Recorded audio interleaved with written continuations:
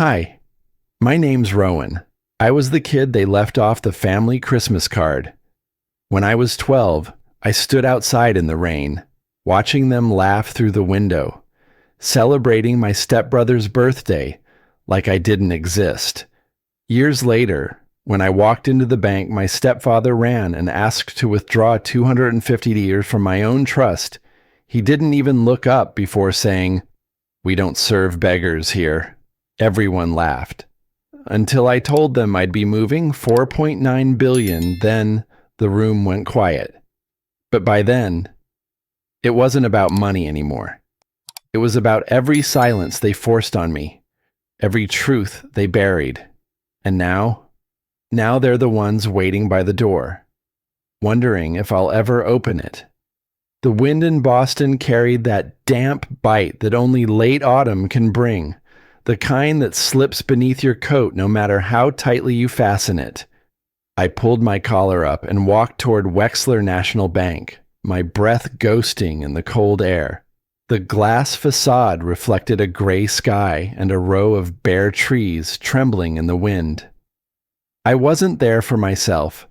Mrs. Grant, the widow next door, had asked me to withdraw $250 because her arthritis made holding a pen unbearable. I'd said yes because that's what you do when people trust you with small kindnesses. Inside, the air was too warm, thick with the faint smell of carpet cleaner and coffee. I waited behind an older man counting coins into a tray. The hum of the lobby was calm, almost polite.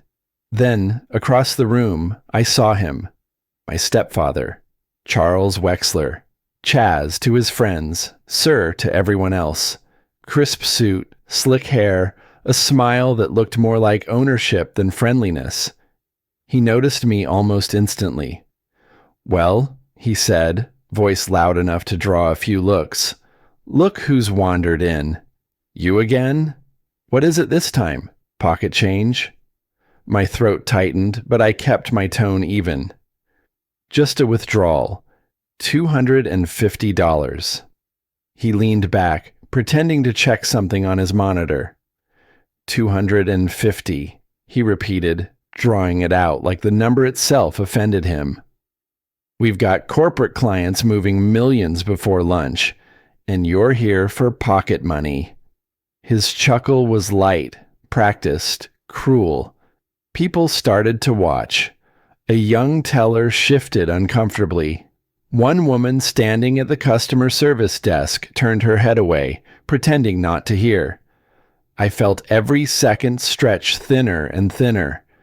"Come on, Chaz," I said quietly. "Let's not do this here." He smiled wider.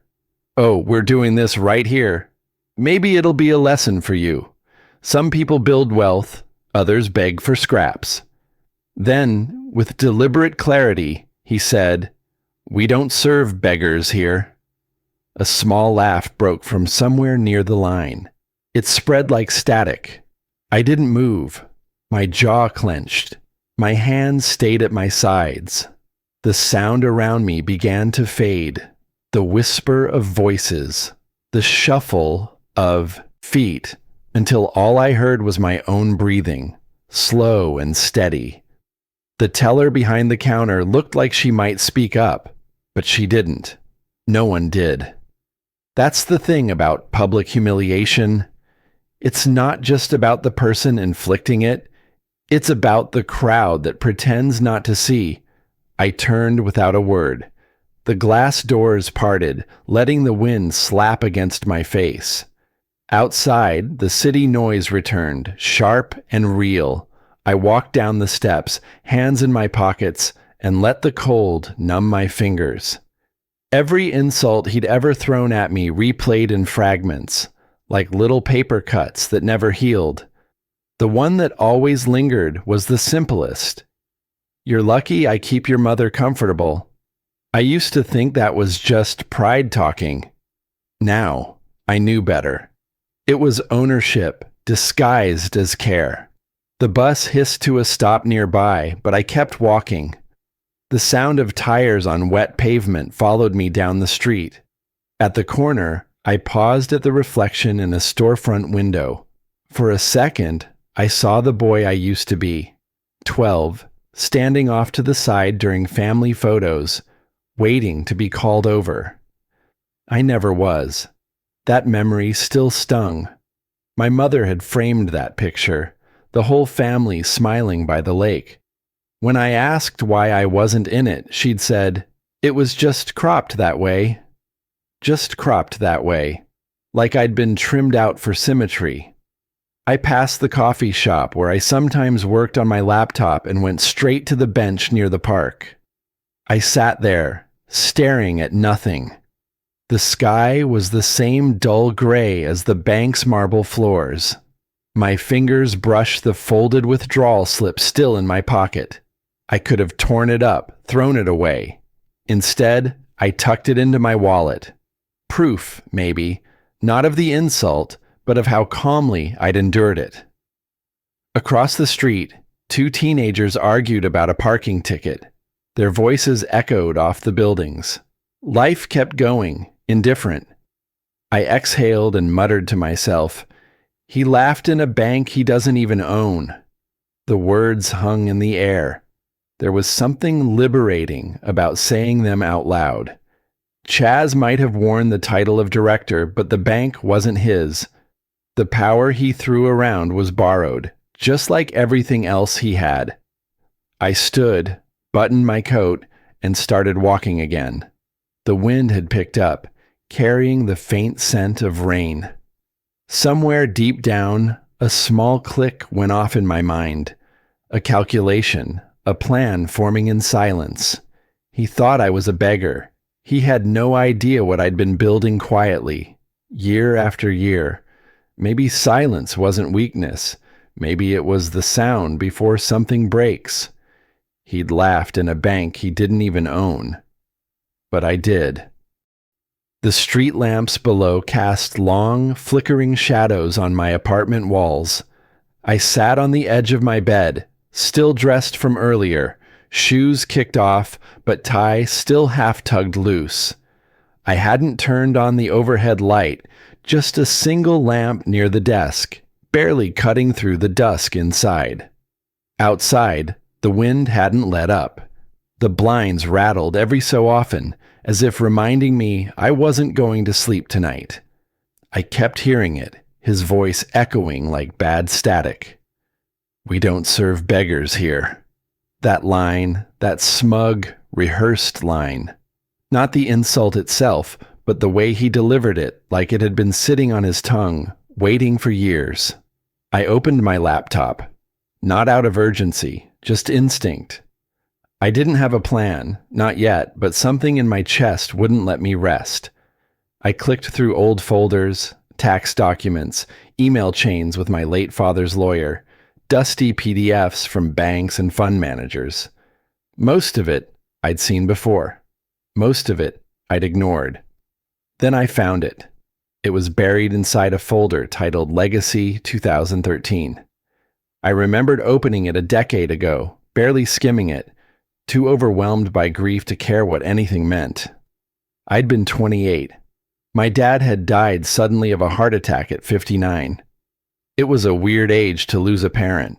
Not young enough to fall apart, not old enough to really understand the hole they leave. I clicked the PDF open again now. The document was straightforward. A transfer authorization form, legalese, headers, a notarized signature. My name, Rowan Pierce Wexler, listed as joint signatory to a dormant investment account tied directly to Wexler National Bank Holdings. Balance, $4.9 billion. I stared at the screen.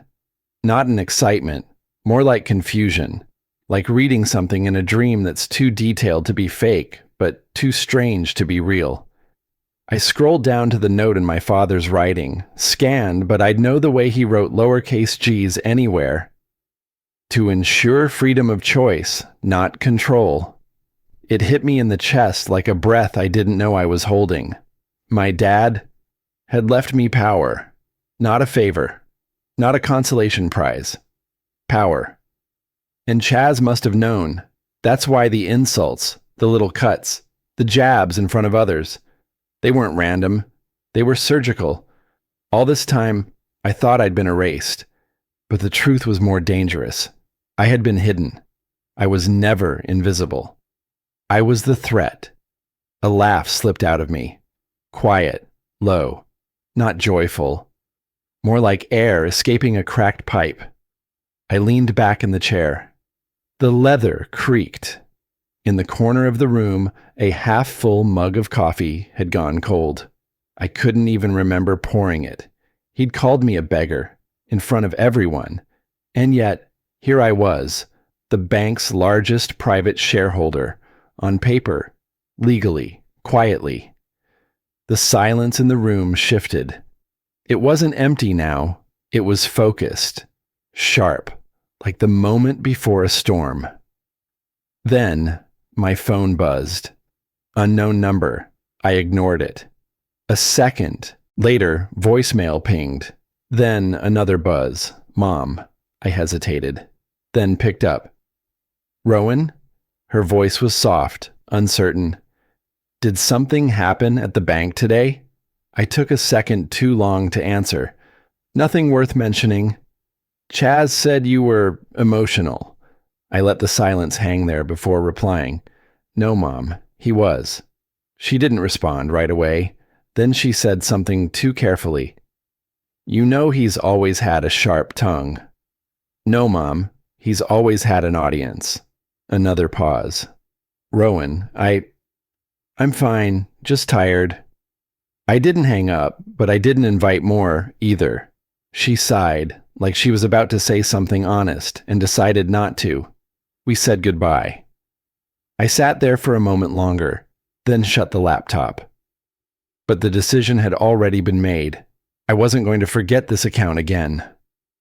I got up, pulled out a black folder from the cabinet, and labeled it in bold marker. Authorization request. No flourish, no second guessing. I started printing emails, statements, legal confirmations. The printer hummed quietly, a steady rhythm beneath the storm outside. I signed a few forms, double-checked every file, loaded the documents onto a USB drive and clicked it shut, slipped it into the folder. Then I sat back and closed my eyes. No music, no distractions, just the thud of my heartbeat, calm and steady. This wasn't revenge. It wasn't rage. It was correction. By morning, I wasn't the beggar anymore. I was the shareholder. They forgot existed. I didn't sleep that night. Not because I was restless, but because I didn't need to. Some nights carry too much clarity for dreams. By sunrise, the sky above Boston glowed faintly orange behind thick clouds.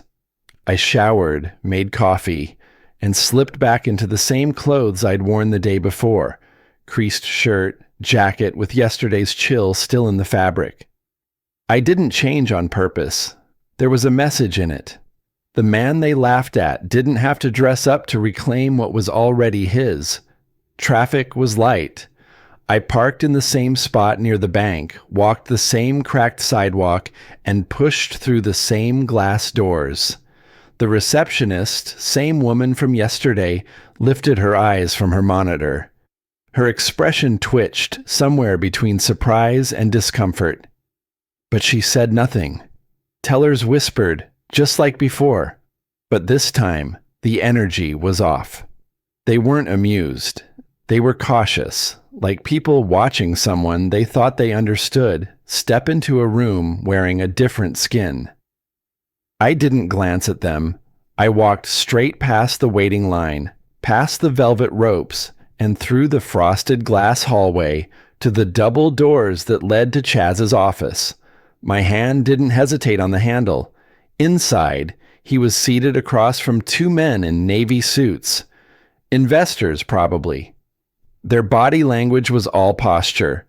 Elbows wide, legs crossed just enough to show confidence, but not arrogance. Chaz looked up and let out a quick breath. You again? He said, like he was half joking, half annoyed.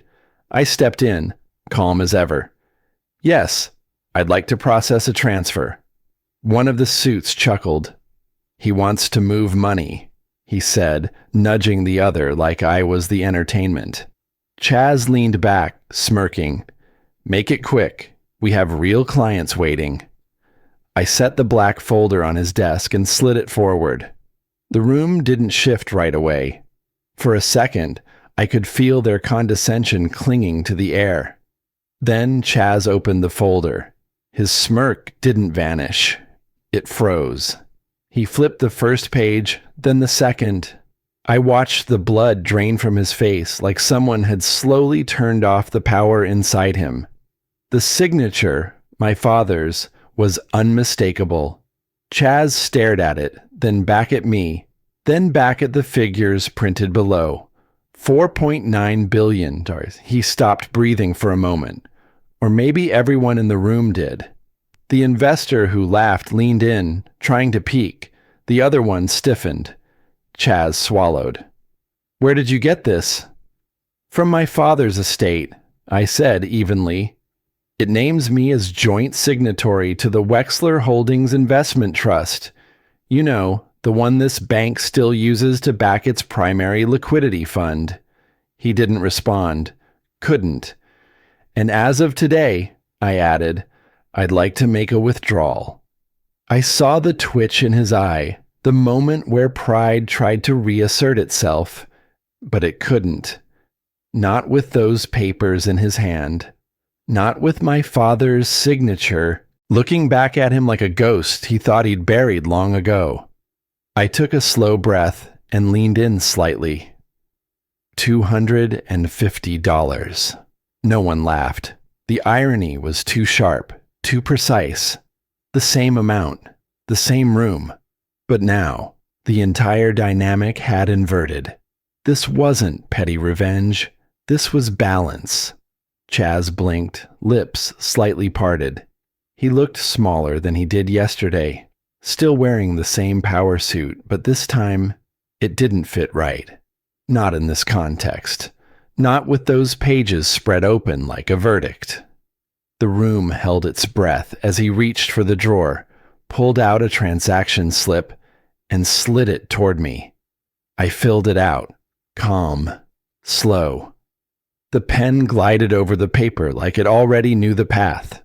I handed it back, and he processed it with mechanical movements, no eye contact, no words. He tore off the receipt and handed it to me. I folded it once, tucked it into my pocket.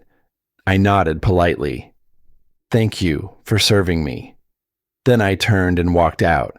I didn't look back. Didn't need to. The silence behind me said enough. No whispers this time. Just eyes tracking my every step, like they weren't sure if I was real. Back outside, I slid into my car, closed the door, and let the quiet wrap around me. The world kept moving. Cars passed. A cyclist zipped by. A man walked his dog across the street. But inside the vehicle, it was still. I took the folded receipt from my jacket and held it between my fingers. $250. It had once felt like a wall I couldn't climb. Now it felt like a curtain being pulled back. They'd laughed yesterday because they thought I was nothing. And now, $250, I whispered. It used to buy my silence. Now it bought theirs. Not pride, not gloating, just clarity. And beneath it, something deeper stirring, because I knew this wasn't over. They'd buried me with arrogance. They forgot I was part of the foundation. But power doesn't go unnoticed. And silence never lasts long in a house built on secrets. I sat in my apartment with the lights dimmed low, the kind of light that makes you feel like the outside world doesn't exist. The takeout box on the coffee table was still sealed, untouched. I wasn't hungry, not for food, at least. My phone lit up beside the lamp. "Mom." I let it ring twice before answering. Her voice came through shaky, trying too hard to sound calm. "Rowan, what did you do?" I didn't answer right away. She continued, her voice breaking a little. Chaz is furious. He said you humiliated him in front of his board, that you stormed into the bank like you owned the place. I leaned back in the chair and looked up at the ceiling, the silence between us growing heavier. He did that to himself, I said finally, quietly. You shouldn't have gone back, she whispered, almost pleading. I closed my eyes. I shouldn't have left the first time. There was a long pause, and then, can we have dinner? Just us, to clear the air. I didn't agree for her. I agreed for me. I needed to see it all clearly. Where I came from, what I was leaving behind, or maybe what I was finally stepping into with eyes wide open. We set it for the next evening. The Wexler residence hadn't changed, still sprawling, polished, and soulless. You could feel the chill in the marble before you reached the front steps. The kind of house that looked impressive in real estate magazines, but always felt like a hotel lobby too expensive to touch. The dining room was set like it was hosting royalty, the chandelier above dimmed low, casting long shadows across the linen tablecloth. The silverware was already laid out, too many forks, too many layers of performance. Chaz sat at the head of the table like a judge. He didn't look at me when I walked in. Margaret rose, brushing invisible crumbs off her lap before offering a quick, too bright smile. Rowan, thank you for coming. I nodded and took the seat opposite Chaz, his children, Oliver and Samantha, already seated, eyeing me like they couldn't decide whether I was the entertainment or the threat. Dinner was served by a housekeeper I didn't recognize. No one spoke for the first few minutes beyond the clink of plates and shallow compliments about the roast. It was suffocating. Then Chaz raised his glass. To family, he said smoothly, and to knowing your place in it. Margaret lifted her glass with trembling fingers. Her smile had vanished. Samantha looked away. Oliver smirked into his napkin. I kept my glass on the table. Yes, I said, my voice even. Knowing your place is important, especially when you've stolen someone else's. There it was. The room froze. Even the sound of silverware tapping against porcelain stopped. No one looked directly at anyone else. Chaz didn't blink. You always did enjoy playing the victim, he said with a flat chuckle. It's been your one consistent trait.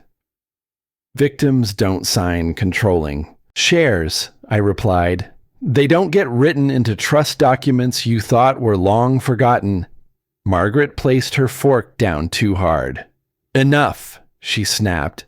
This is my house. You will both stop. But the moment hung in the air longer than her words. She wasn't defending anyone, just begging for quiet.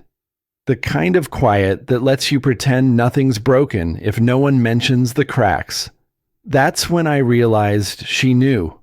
Not just about the money, about everything. The whispers, the dismissals, the photo on the mantel missing one person. Me. You've always known, I said, not as an accusation, but as a fact. She didn't deny it. Just looked down into her plate like it held the answer. That was betrayal. Not loud, not cruel, just worn, silent complicity. Chaz leaned forward, elbows on the table. His tone turned colder. You think one dusty signature gives you power here? You're nothing, Rowan. You always will be. I stared at him. Then you'd better hope that paper stays dusty. No raised voices, no slammed fists. I stood, folded my napkin carefully, and placed it on the table. Thanks for dinner, I said, then turned and walked out. Margaret didn't call after me. No one did. As I stepped outside, the autumn wind met me like an old friend. I welcomed it. Because that night, I realized silence was no longer protection. It was permission. Silence had always wrapped itself around me like a second skin. That night, it tore. Not with shouting or spectacle, but with intention. And intention, I've learned, is louder than rage. I woke before sunrise. The air in my apartment was still, not heavy like before. For the first time in years, my mind was clear. No fog of doubt, no replay of Chaz's voice curling through my skull. Just clarity and a sharp, deliberate calm. He thought silence made me weak. It made me patient. I rolled out of bed without turning on the lights. My feet found the floor, cold but grounding. At the kitchen counter, I poured black coffee and watched the city stir to life outside the window. My laptop hummed as it booted up. That familiar screen, the one that used to mean nothing more than spreadsheets and remote work, now felt like a gateway. The plan didn't come to me all at once. It unspooled slowly, each memory slotting into place like parts of a lock. Every time he'd mocked me, every smirk, every dinner where I was the ghost in the room. They weren't just wounds, they were markers, coordinates, and they all pointed back to the same vault. I still had credentials, an old login from the brief time I'd worked in the bank's data integrity department before Chaz had quietly nudged me out. The credentials should have expired, but I had left a back door. At the time, it had been for nothing more than stubborn pride. Now it was the key. Once inside the archive, the structure looked familiar. Transaction trees, subsidiary ledgers, payroll structures. But it was the buried layers beneath the labeled files that pulled me in. Names I didn't recognize. Flagged accounts with zero movement but recurring profits. It didn't take long to see the pattern. Looping funds through shell corporations, cycling dividends into companies that didn't exist beyond paper. Dozens of them, each neatly tied to a parent entity, Wexler Holdings, LLC.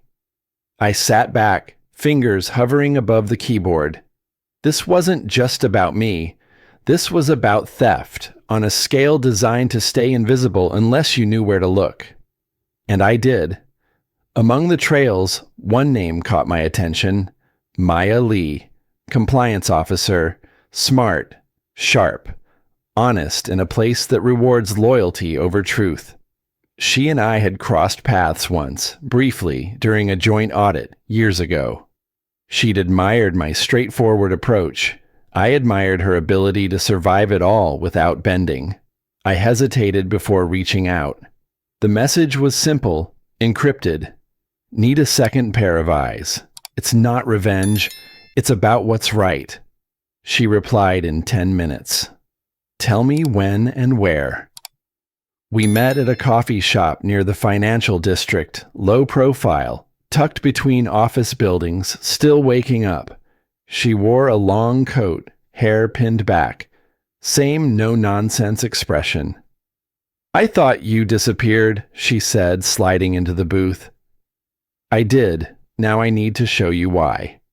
I handed her a flash drive. She plugged it into her tablet, eyes scanning. She looked up. These signatures, some are forged. I know. Loans that were never repaid.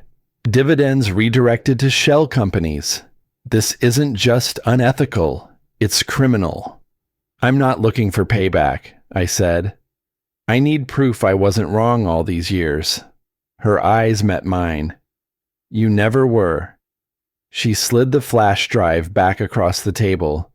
I'll help you, but once we start this, there's no stepping back. I'm not the one who should be scared. She smiled, then left without another word. Back at my apartment that night, I dug into the old boxes I'd pushed to the back of my closet. Files from my father's estate, scanned copies of trust documents, correspondence with legal firms. For years, I'd avoided reading them too closely. It had hurt too much to see what I'd been left out of. Now I read everything. Meetings Chaz had canceled without telling me. Emails rerouted. Pages in legal filings that bore signatures I never gave. My father had tried to protect me, in his way, But Chaz had buried it under layers of bureaucracy and fake apologies. And my mother? She'd looked away.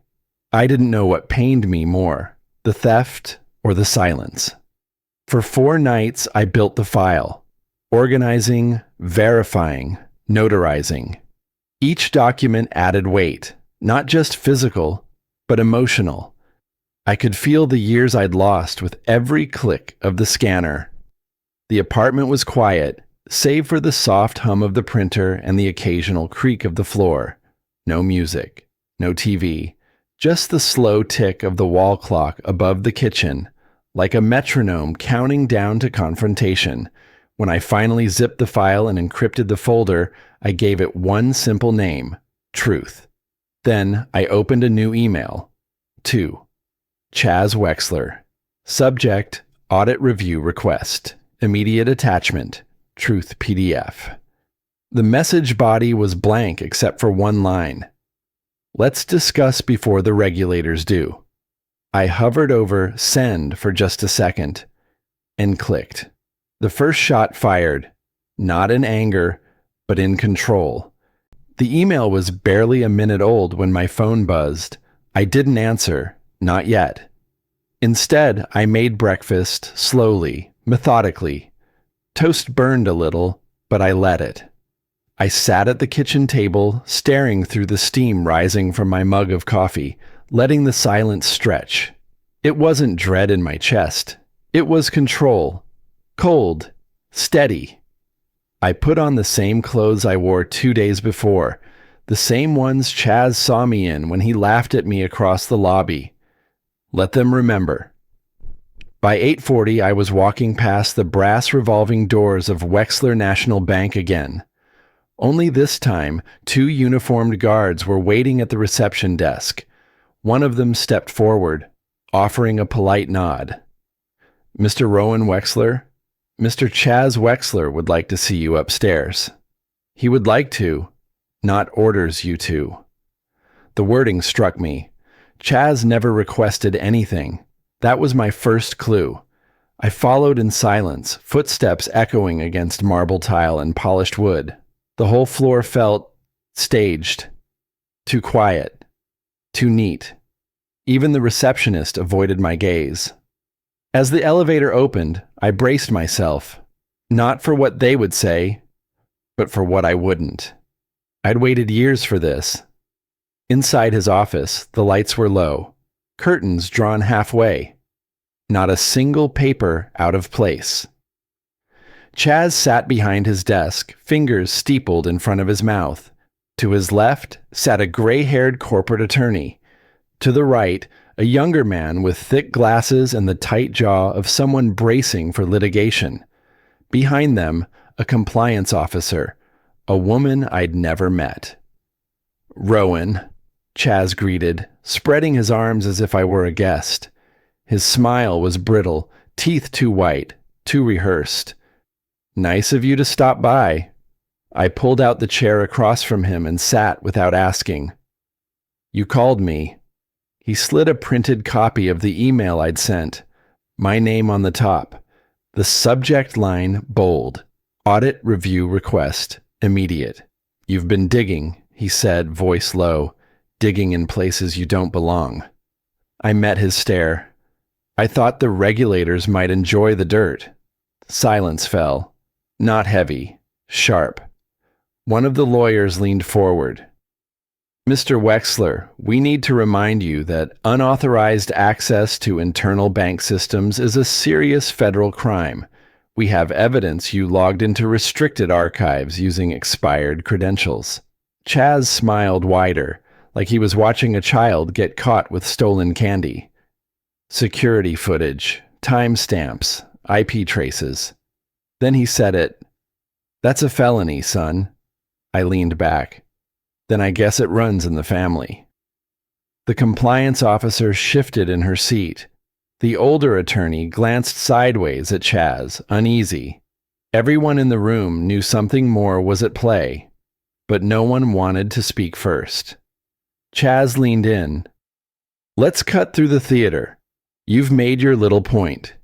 You want a check? You want a title? I'll give you a corner office and a nameplate. Walk away now and we pretend this didn't happen. I stayed still. You mean like you pretended my father's trust didn't exist? Or my inheritance? Or my mother's dignity every time you reduced her to your trophy wife at those dinners? His smile cracked. Then, with no warning, he hissed, "You were a mistake she couldn't undo." That landed. I didn't flinch, but something shifted inside me. Not hurt, not even shock, just recognition. That was it. That was his truth. All these years, it had never been about wealth. It was about erasure. I reached into my coat pocket and placed a small USB drive on the desk. "You should open that before deleting my account," I said. No dramatics, no threat in my voice, just calm. Then I stood and walked to the door. I didn't wait for permission. Behind me, someone fumbled for a laptop. I didn't turn around. By the time I reached the elevator, alarms hadn't gone off yet, but I knew they would. 10 minutes later, I stepped back out into the crisp fall air. Boston's wind met me like an old friend, not biting, refreshing. Inside, chaos would be blooming. That USB? It didn't just hold the data I'd collected. It held full audit logs, time-stamped transfers, and financial forensics. All of it tied to Chaz. All of it extracted and duplicated through my legal access rights before they even tried to shut me out. He tried to frame me for theft, but I handed him the truth. And I had proof it had always been his crime. As I reached the sidewalk, a junior employee, maybe a teller, passed me on the way in. Her face looked flushed, confused. She whispered to the colleague beside her, "Is it a compliance alert?" "Something's wrong on the exec floor," the other replied. I didn't stop walking, didn't look back. The street noise swallowed their voices as I crossed the intersection. At the crosswalk, I let the light change without moving. The silence around me wasn't emptiness, it was earned. Let the house burn itself down. This time, it wasn't shame I carried out those doors. It was peace, but peace was fragile. By evening, the room felt like a storm waiting to break. My apartment was dark except for the glow of the television. I sat on the worn sofa, blanketed in shadows, watching the news crawl across the bottom of the screen. Then came the headline, "Charles Wexler, bank director, under federal investigation." Every major network showed his face, stern, composed, pleading innocence. The anchor's voice was steady. "Sources say whistleblower evidence exposed fraudulent transfers totaling billions. Officials confirm investigations are underway." On screen, they played stock footage of money moving through servers, bank towers, blurred faceless people in boardrooms. My heart pounded, not from fear, but release. He already knew. I sat forward. My hands trembled slightly. Gratitude mingled with grief.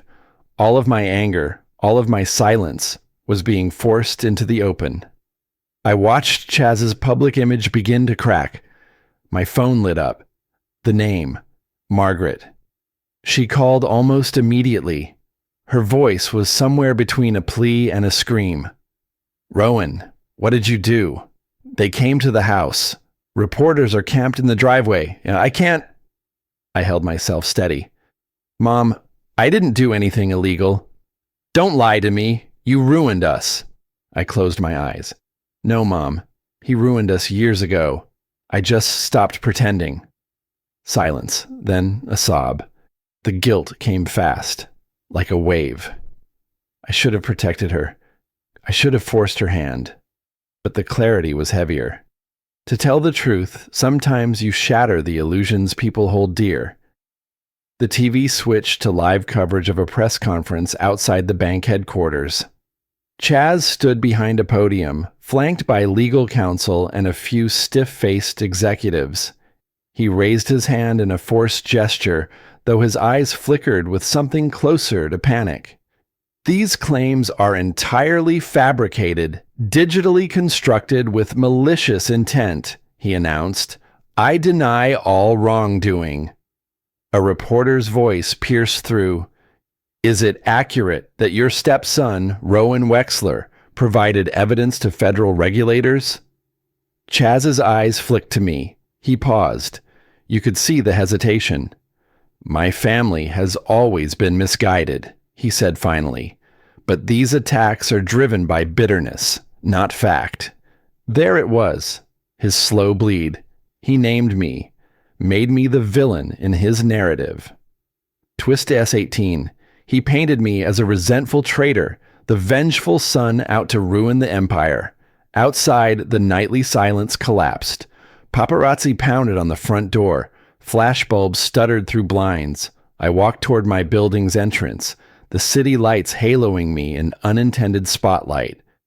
A folded note slid under my door as I passed. You'll regret this. I didn't stop. I expected it. Fear didn't plant itself in me. Defiance did. And weary strength settled quietly behind my ribs. Later that night, I heard my phone ring. Maya. Rowan, she said breathlessly. He's not done. They're trying to bury you. He's pulling strings at the state level. Let them pull, I said, voice calm. I've got more rope. She paused, then whispered, I filed as a secondary witness.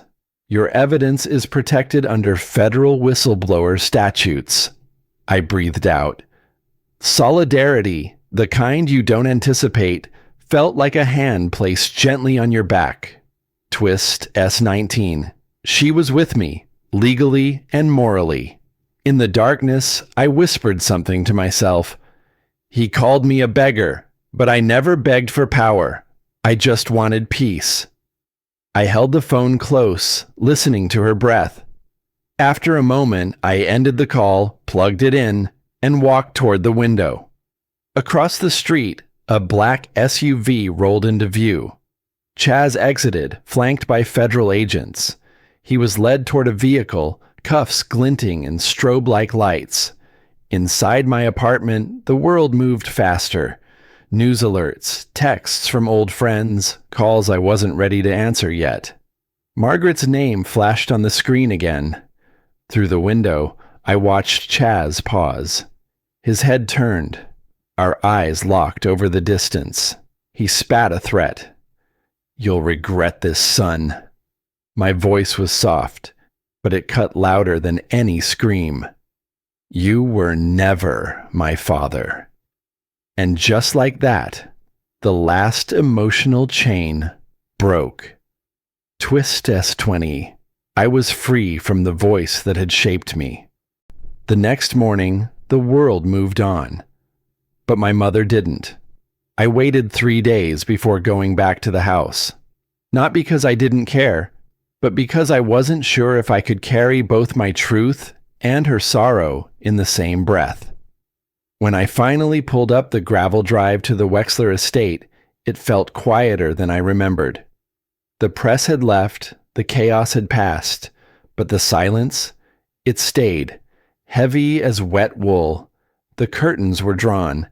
I used the spare key Margaret insisted I keep years ago, back when she still believed family was worth preserving. The door creaked open like a sigh. Dust hovered in the slanted light of the entryway. I walked through the foyer, past the empty picture frames on the hallway table. In the living room, she sat alone. Same spot she always claimed on the cream-colored couch, her shoulders curled in, hands clutching an old photo of our family. One where I wasn't in it. Not that it surprised me anymore. That picture was always more fiction than memory. She didn't turn when I stepped in, didn't blink, just whispered into the stillness. You destroyed everything.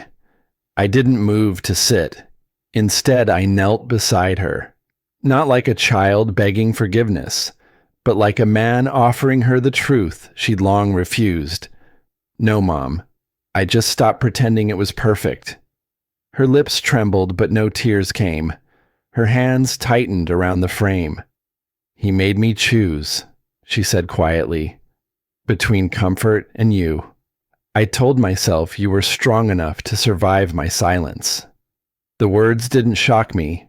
They landed like rain on already soaked ground. I stared at the photo, at the man who was never my father, at the woman I thought might fight for me, but didn't. "I did survive," I said, voice steady. "But it cost both of us everything." She turned her head slightly, finally looking at me. Her eyes, so tired, so human. For a moment, I almost saw the mother I remembered. "Do you hate me?" she asked. I looked down at her hand, shaky, hesitant, as it reached toward mine. "No," I said, "but I can't protect you from what you let happen." Her fingers retracted, slowly, and in that pause, we both knew it was the closest we'd ever come to understanding. No shouting, no apologies, just the quiet weight of consequence. I stood, gave her one last look, and left her sitting there, with the lies she'd once chosen and the silence she now owned. By the next morning, I found myself back at the bank. It was the final thread I needed to cut. I parked in the visitor lot this time. No key card, no title, no pretense. The lobby was colder than I remembered, like even the building had learned to shiver. As I walked through the glass doors, the same teller from my first return, David, I think, lifted his head. This time, no avoidance, just a slow, respectful nod. I nodded back. Upstairs, a compliance officer guided me to a private office. There, I signed a stack of documents transferring my inheritance shares to a foundation for single parents and scholarships in underserved neighborhoods. It felt right. I didn't need the money. I needed the freedom, and others deserved the latter I'd once been denied. "This isn't about revenge," I told the officer as I signed the last page. He looked at me, confused. "It's about release." Outside, the world spun on. I stepped through the lobby doors one last time. As I crossed toward my car, a man stood arguing with security. "I just need $50, the man said. "I get paid Friday. I just need to keep the lights on." The guard started to wave him off, but I stepped forward, pulling out my card and handing it to the man. "Tell them you're with me." The guard froze. The words hit him hard, just like they had hit me once, years ago, when I stood in this very building and was told I didn't belong. The man looked at me, eyes wide. "Thank you," he whispered. I didn't reply. I just walked out. Driving through the city that night, headlights streaking past and the hum of traffic like background music, I stared ahead, thought about the people I'd lost, the masks that had fallen, the lies that finally couldn't hold. And then, my own voice came through the silence, not aloud, but from somewhere deeper. I used to think silence was weakness. Now I know. It's the sound before truth speaks. I gripped the wheel a little tighter, exhaled once, and let the road carry me forward. But peace is fragile, and guilt has a way of coming back in unexpected forms. It arrived on a Tuesday morning. A plain white envelope slipped through the mail slot. No return address, no stamp. Just my name, handwritten in a trembling script I hadn't seen in months. I knew before I opened it. Inside, the letter smelled faintly of lavender and something older. Dust, perhaps, or regret. The paper was creased like it had been held too long before being sent. The first line read, "I finally saw you." Margaret's handwriting wandered across the page, uneven but deliberate. She wrote about her silence, not as justification but confession. About the years she'd mistaken comfort for love, obedience for loyalty. About the man who had taught her that security mattered more than truth. She didn't ask for forgiveness. She didn't expect it. Her last lines read, "Don't carry what I carried. The burden doesn't make you strong, Rowan. It only makes you tired. Let it go while you still can." I folded the letter and set it on my desk, staring at the space it occupied like it could explain everything that had ever gone wrong. But it didn't. Some truths arrived too late to save anyone. They just stopped the bleeding. That night, I couldn't sleep. And maybe that's why the memory came back. The one I'd spent half my life trying to forget. I was 12, standing outside in the rain while the rest of them laughed inside. It was my stepbrother Oliver's birthday. The house glowed with warmth, the sound of wrapping paper and cake and belonging. I stood by the window, soaked and shivering, holding a cheap gift I'd bought with allowance money. Margaret had looked out once. Our eyes met. For a second, I thought she might open the door. She didn't. That memory used to sting like betrayal. Now it just existed, a scar, not a wound. I placed her letter in a drawer, not to forget her, but to stop reliving the same ache. Weeks passed quietly. Boston winter crept in. I started volunteering at a mentorship program downtown, mostly teens who'd seen too much too soon. One kid, Marcus, reminded me of myself at that age. He had that same look, half wary, half wanting to trust. He asked me once, "Why do people give up on you so easy?" I told him, "Because they can't see past what scares them." He frowned. "You mean like family?" I smiled faintly. "Exactly like family." Then, after a pause, I added, "You're not broken, Marcus. You're just unclaimed." He didn't understand the full weight of it yet. Maybe one day he would.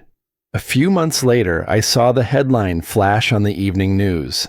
Former bank director Charles Wexler indicted in federal case. No shock, no triumph, just inevitability. I muted the TV. Some debts collect themselves. I said it aloud this time, not to celebrate, but to remind myself that justice and peace were never the same thing. One punishes, the other heals. Life, in its quiet way, began to rebuild. I cooked more often, nothing fancy. Eggs, toast, sometimes stew if I had patience. The TV stayed off most nights. One evening, as I sat at the table, phone buzzing beside me, a text appeared from Evelyn, the mentor who had once believed in me before I believed in myself. "Evelyn, you came full circle. You okay?" Me, not okay, but finally free. The words looked small on the screen, but they carried weight. Days later, I went back to Wexler National Bank. Not out of nostalgia, just habit. The same marble floors, the same cold glass, the same faint hum of money moving through invisible systems.